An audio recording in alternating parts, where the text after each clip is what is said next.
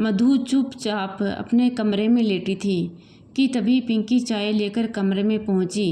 पिंकी बोली, माँ उठो, चाय पी लो चलो। मधु बोली, पिंकी तुम मुझे माफ़ कर दो बेटा, मैंने तेरी सारी खुशियाँ छीन ली। और इतना कहकर मधु रोने लगी। पिंकी बोली, माँ तुम रोना बंद करो, तुमने मेरी कोई खुशी नहीं छीनी, तुम बिल्कुल परेशान मत हो। उसने मधु के आंसू पोंछे और उन्हें गले से लगाया और बोली, चलो चाय पी लो और बताओ कैसी बनी है। मधु ने चाय पीने के बाद पिंकी की तरफ देखते हुए बोली, अच्छी है। पिंकी बोली, माँ सिर्फ अच्छी? मधु हंसते हुए, नहीं बहुत अच्छी। मधु बोली, पिंकी तू मुझसे पूछेगी नहीं कि वो लोग क्यों चले गए? पिंकी बोली, माँ मुझे नहीं मालूम कि प्रियांश के मॉम डैड क्यों चले गए। मुझे तुम्हारी हालत देखकर टेंशन हो रही है। तुम बस ठीक रहो और मुझे किसी बात से कोई मतलब नहीं। मधु बोली, मैं ठीक हूँ, लेकिन तुझे जानने का पूरा हक है कि आखिर ऐसा क्या है कि जिसकी वजह से प्रियांश के माता पिता बिना तुझसे मिले चले गए। तो सुन पिंकी, ये बात बहुत साल पहले की है, तू बहुत छोटी थी। तब मैं दीपा मेम साहब के घर मेड का काम करती थी। जिसे आज तुम प्रियांश कह रही हो, उसके बचपन का नाम प्रिंस है। वो दीपा मेम साहब का बेटा है। मैंने वहाँ कई साल काम किया और उनका मेरे साथ व्यवहार अच्छा था, बल्कि उन्होंने तेरी पढ़ाई का खर्चा भी उठाया था। लेकिन कुछ दिनों के बाद थोड़ा बहुत मेम साहब का व्यवहार बदलता गया, लेकिन मैं फिर भी काम करती रही क्योंकि तेरी पढ़ाई और तेरे भविष्य के लिए मैंने ये सब कुछ सहा। लेकिन एक दिन कुछ ऐसा हुआ। एक रोज़ दीपा मेम साहब का सोने का चैन चोरी हो गया और इल्ज़ाम मुझ पर लगा। पुलिस मुझे पकड़कर ले गई, लेकिन शायद साहब को मुझ पर तरस आ गया और फिर साहब ने मेरी ज़मानत करवाई और बोले कि यहाँ से चली जाओ। और फिर मैं तुझे लेकर उस शहर को छोड़कर यहाँ चली आई और फिर किसी तरह गुजर बसर किया। लेकिन पिंकी, वो चोरी मैंने नहीं की थी, पर मुझे क्या मालूम था कि मेरा अतीत इस तरह सामने खड़ा होगा और मेरी बेटी की ज़िंदगी में दुख दे जाएगा। मुझे माफ़ कर दे पिंकी। पिंकी बोली, नहीं माँ, इसमें आपकी कोई गलती नहीं। अब जो होगा सो होगा, छोड़ो उस बात को। मधु बोली, पर पिंकी तू तो प्रियांश से प्यार करती है ना? पिंकी ने कहा, माँ ऐसे करोड़ों प्यार निछावर तुम पर, जिसकी वजह से मेरी माँ की आंखों में आंसू आए। मुझे नहीं चाहिए ऐसा प्यार। और इतना कहकर पिंकी बाहर निकल गई और अपने कमरे में आकर खूब रोई। उधर मोहन ने सारी बात प्रियांश को बता दी। सारी बात सुनकर उसने मोहन से कहा, डैड, जब आप लोगों को पता चल गया था कि मधु आंटी ने चोरी नहीं की, तो फिर आज तो आप लोगों के पास एक अच्छा मौका था उनसे माफ़ी मांगने का और अपनी भूल को सुधारने की बजाय आप लोग इस तरह तमाशा करके चले आए। अच्छा, अब जो हुआ उसे भूलकर आप लोग मेरी और प्रिया की शादी की बात करें। चलिए मैं मोम से बात करता हूँ, अभी भी कुछ नहीं बिगड़ा है। मोहन ने प्रियांश का हाथ पकड़कर बिठाया और कहा, तुम ऐसा कुछ नहीं करोगे। अभी तुम्हारी माँ का गुस्सा हाई है, वो कुछ भी सुनने को तैयार नहीं है। उन्हें थोड़ा टाइम दो, जल्दी ही कोई ना कोई रास्ता निकल जाएगा। सही टाइम देखकर मैं बात करूँगा, मुझ पर भरोसा करो। प्रियांश बोला, ओके डैड, पर जल्दी। मैं तो ये सोच रहा हूँ कि प्रिया किस हाल में होगी ये सब कुछ देखकर। मोहन बोला, सो तो है, तुम्हारी बात हुई उससे?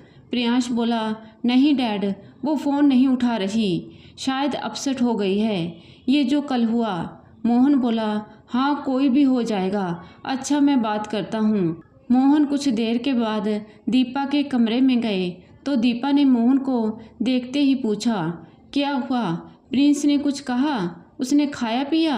मोहन बोला, दीपा रिलैक्स होकर मेरी बात सुनना, हाइपर होने की ज़रूरत नहीं है। दीपा बोली, बोलिए, मैं सुन रही हूँ। मोहन बोला, दीपा, प्रिंस हमारा इकलौता बेटा है और ज़िद्दी भी है तुम्हारी तरह। वो प्रिया से प्यार करता है और अब वो कोई मामूली लड़की नहीं, हमारे प्रिंस से भी ज़्यादा ऊंचे पद पर है और वो भी अपनी काबिलियत के बल पर सुंदर है और हमारे बेटे की पसंद भी है। वो उसका अतीत था, आज क्या है ये देखो। दीपा मोहन को टोकते हुए, तो आप क्या कहना चाहते हैं कि मैं उस 2 टके की नौकरानी की बेटी से अपने प्रिंस का रिश्ता कर दूं और अपना पूरे समाज में मजाक बना लूं? वो तो पागल हो गया है, उसके पीछे आप भी उसकी वकालत कर रहे हैं। मोहन बोला, दीपा, मेरा मतलब था कि प्रिंस। दीपा बोली, बस अब मैं कुछ नहीं सुनूंगी। मैं उसे इस घर की बहू नहीं बना सकती। वो है तो हमारी नौकरानी की ही बेटी।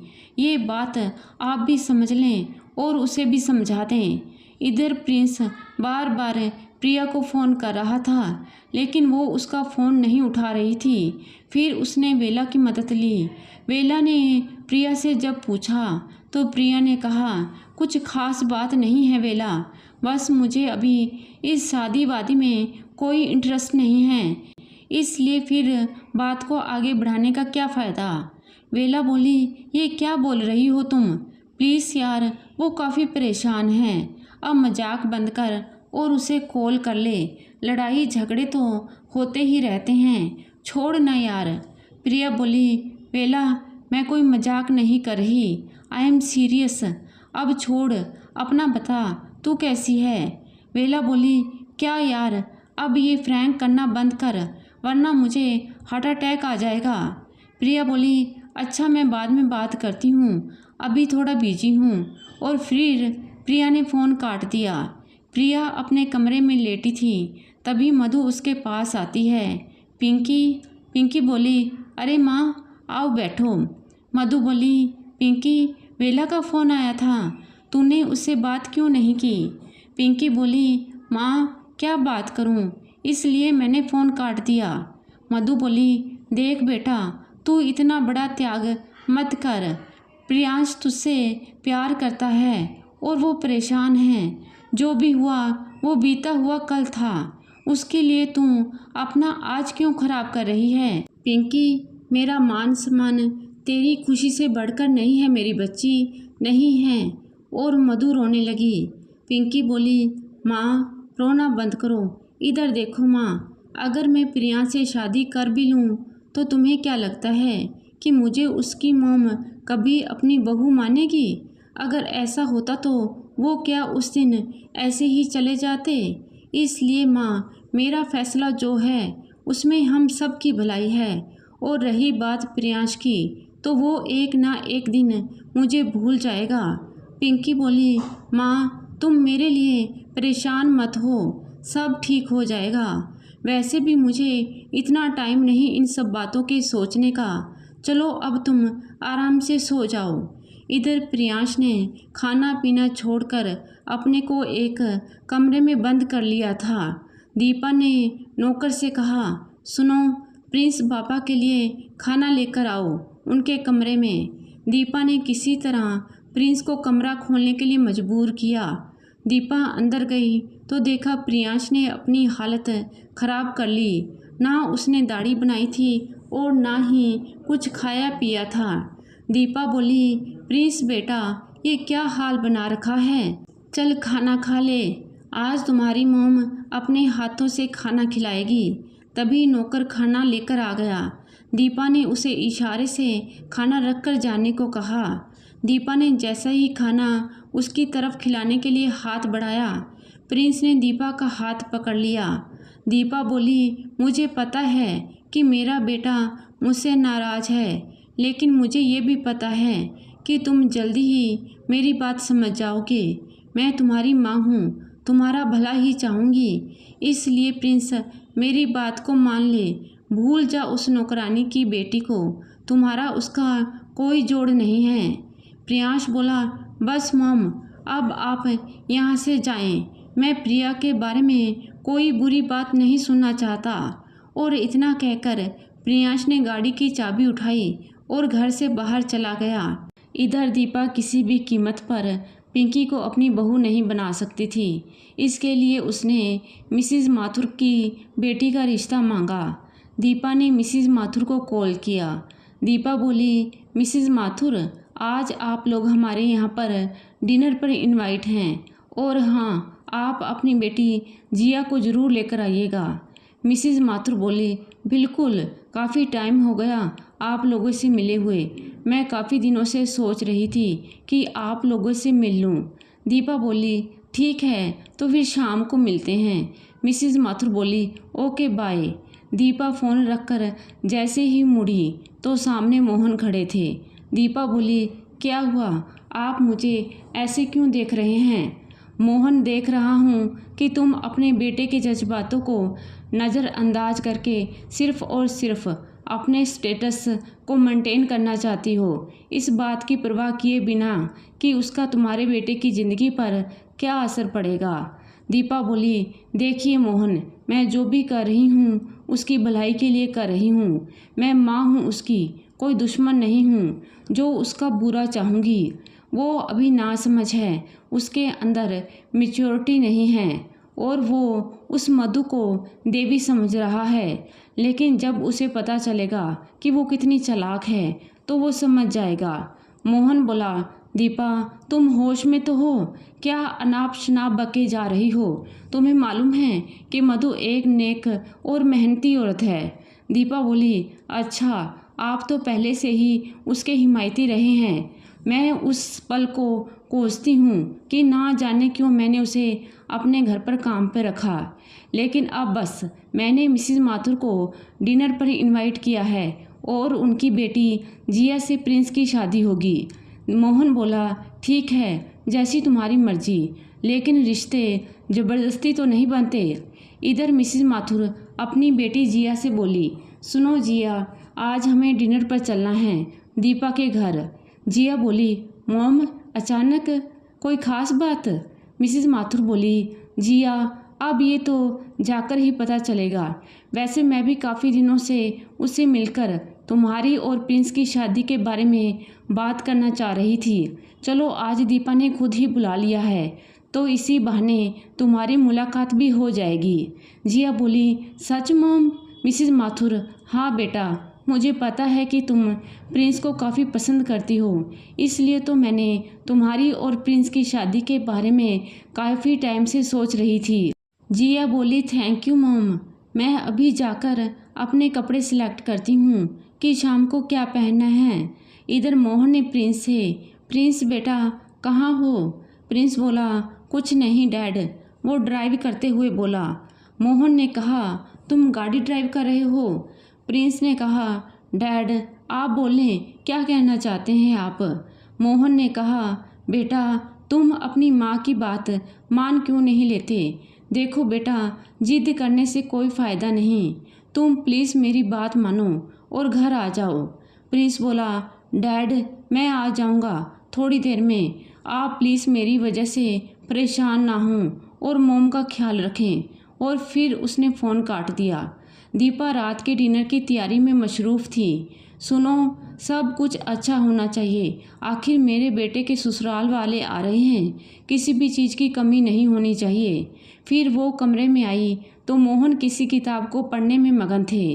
दीपा ने उनके हाथ से किताब लेते हुए, उठें और तैयार हो जाएं, जाकर वो लोग आते ही होंगे। मोहन ने कहा, दीपा एक बार और सोच लो, ये तुम जो कुछ भी कर रही हो इसमें हमारे बेटे की खुशी नहीं है। वो जिया से नहीं बल्कि पिंकी से प्यार करता है। दीपा गुस्से में वहाँ रखे गिलास को फर्श पर पटकते हुए, इनफ, मैं पागल हो जाऊंगी मोहन। मोहन आगे बढ़ते हुए, दीपा अपने आप को संभालो। दीपा बोली, डोंट टच मी, ठीक है, जो तुम लोगों को करना है करो। मोहन बोला, अच्छा मेरी बात सुनो, तुम जाकर तैयारी करो, मैं बस अभी आया। दीपा बोली, ओके। दीपा मन ही मन, तुम देखना प्रिंस मेरी बात जरूर मानेगा। इधर प्रियांश समझ नहीं पा रहा था कि आखिर वो मोम को समझाए या फिर प्रिया को, क्योंकि दोनों ही उसके बेहद करीब थे और वो इनमें से किसी एक को नहीं चुन सकता था।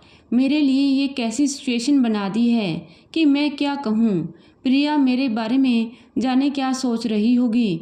आखिर इन सब बातों में उसकी क्या गलती है। प्रियांश ने कई बार प्रिया को कांटेक्ट करने की कोशिश की, लेकिन उसका फ़ोन स्विच ऑफ आ रहा था। प्रियांश बोला, please Priya pick up the phone, लेकिन प्रिया ने कोई जवाब नहीं दिया। इधर प्रिया अपने इमोशन पर कंट्रोल करने के लिए खुद को अपने ऑफिस के कामों में इतना बिजी कर लिया था ताकि वो इन सब से काफ़ी दूर हो जाए और प्रियांश को भूल जाए। प्रियांश को अपने बचपन की सारी बातें याद आने लगीं कि मधु आंटी और उसकी कितनी अच्छी बॉन्डिंग थी, लेकिन मोम का बिहेवियर कितना रूड है मधु आंटी के लिए। वो तो उनका नाम भी नहीं सुनना चाहती। आखिर मोम को कैसे मनाया जाए, कुछ तो करना होगा जिससे मोम इस रिश्ते के लिए मान जाए। इधर मधु अपने अतीत में खो गई कि वो और प्रिंस कैसे एक दूसरे के साथ जुड़े हुए थे। उनका आपसी रिश्ता कितना अच्छा था। प्रिंस बचपन में भी उनके साथ कितने प्यार से बात करता था। वो बचपन वाला प्रिंस आज भी बिल्कुल वैसा ही है। लेकिन ये कैसे हो सकता है कि प्रिंस और मेरी पिंकी, दीपा मैम साहब तो कभी भी मेरी पिंकी को स्वीकार नहीं करेंगी। आखिर वो एक नौकरानी की बेटी जो ठहरी। मेरा अतीत मेरी बेटी की ज़िंदगी की खुशियों को खा गया। मधु अपने अतीत में लौट आई कि किस तरह उसकी ज़िंदगी बीती, कैसे कैसे उसने अपने उन कठिन पलों को बिताया। उसे वो पल भी याद आ गया जब उस पर चोरी का इल्ज़ाम लगाया गया था कि किस तरह उस रानी ने उस दिन खुद की चोरी का इल्ज़ाम उसके सर लगाया था। यही सब सोच रही थी कि तभी उसका फ़ोन बजने लगा। उसने फ़ोन उठाया तो वो आवाज़ उसे जानी पहचानी सी लगी। मधु बोली, दीपा मैम साहब। दीपा बोली, हाँ अच्छा हुआ कि तुमने मुझे पहचान लिया। दीपा बोली, दीपा मैम साहब आप कैसी हैं। दीपा बोली, चलो अच्छा है कि तुम आज भी ये मानती हो कि तुम मेरी नौकरानी थी। मधु चुप थी क्योंकि उसे खुद से ज़्यादा अपनी बेटी पिंकी की चिंता थी। दीपा ने कहा, सुनो मधु, तुम्हें पता था कि तुम्हारी बेटी मेरे बेटे को फंसा रही है तो तुमने उसे बताया नहीं कि वो उस रास्ते पर चल रही है जहाँ उसे सिर्फ़ और सिर्फ अंधेरा मिलेगा। मधु ने कहा, मैम साहब आप ये क्या कह रही हैं, मेरी बेटी। दीपा ने उसकी बात बीच में ही काटते हुए, सुनो ये सारी नौटंकी से मेरे बेटे और मोहन को बेवकूफ़ बना सकती हो, मुझे नहीं, समझी। कान खोलकर सुन लो, तुम्हारी बेटी को मैं कभी भी अपनी बहू नहीं बना सकती। ये तुम दोनों माँ बेटी जो नाटक कर रही हो उसमें तुम दोनों को कभी सफलता नहीं मिल सकती। दीपा बोली, मधु मैंने अपने प्रियांश के लिए उसके स्टैंडर्ड की लड़की पसंद की है और आज उनको मैंने डिनर पर इनवाइट भी कर लिया है और प्रियांश मेरा बेटा है, उसे मेरी ही बात माननी होगी। तुम खुद की बेटी के लिए अपने स्टैंडर्ड का कोई देख लो और उसे बता दो कि उसको अपनी औकात से ज़्यादा सपने देखने की ज़रूरत नहीं है, वो इसमें कभी कामयाब नहीं होगी। मधु बोली, बस आप कुछ ज़्यादा ही बोल रही हैं। रही बात मेरी बेटी की तो वो आपके बेटे से प्यार करती है और आपका बेटा भी, समझी। और रही बात मेरी तो मुझे नहीं मालूम था कि प्रियांश प्रिंस है। ये ठीक है कि मैं अपना पेट पालने के लिए आपके घर काम करती थी, लेकिन शौक़ से तो नहीं। मैम साहब गरीब इंसान की भी इज्जत होती है, उसके भी सपने होते हैं। क्या उसे अच्छा जीवन जीने का अधिकार नहीं है। मैं अगर नौकरानी थी तो क्या ज़रूरी है कि मेरी बेटी भी। मैं आपके जितना पढ़ी लिखी मॉडर्न तो नहीं हूँ, लेकिन इतना पता है कि किसी की भी इज्जत होती है। और एक बात मैम साहब, मुझे खुद पर और अपनी बेटी पर गर्व है कि मैंने कोई बुरा रास्ता नहीं अपनाया, मेहनत किया है और अपनी बेटी को इस काबिल बनाया है कि समाज में वो सर उठाकर चल सके। और रही बात मेरी बेटी की कि वो अपनी माँ की वजह से उसे अच्छा जीवन साथी नहीं मिलेगा, तो ये आपकी गलतफहमी है। मेरी बेटी आपके बेटे से कहीं ज़्यादा काबिल है और वो अपनी काबिलियत उसने किसी पैसे पर हासिल नहीं की बल्कि अपने दम पर हासिल की है। दीपा बोली, अच्छा तो फिर ठीक है, लेकिन मेरे बेटे के साथ उसका जोड़ नहीं बन सकता। और फिर उसने फ़ोन काट दिया। दीपा बोली, 4 पैसे क्या बेटी कमाने लगी। इस मधु का दिमाग तो 7वें आसमान पर पहुंच गया, बहुत बोल रही है। इधर मधु, बप्पा मेरी प्रिया को हिम्मत देना, मैं उसकी माँ हूँ, जानती हूँ कि वो प्रियांश से बहुत प्यार करती है और वो मेरे लिए खुद की खुशियों का गला भी घोट लेगी। उसकी खुशियाँ उसे मिल जाएं बप्पा, बस एक उपकार और कर देना, मेरी बेटी को उसका प्यार मिल जाए।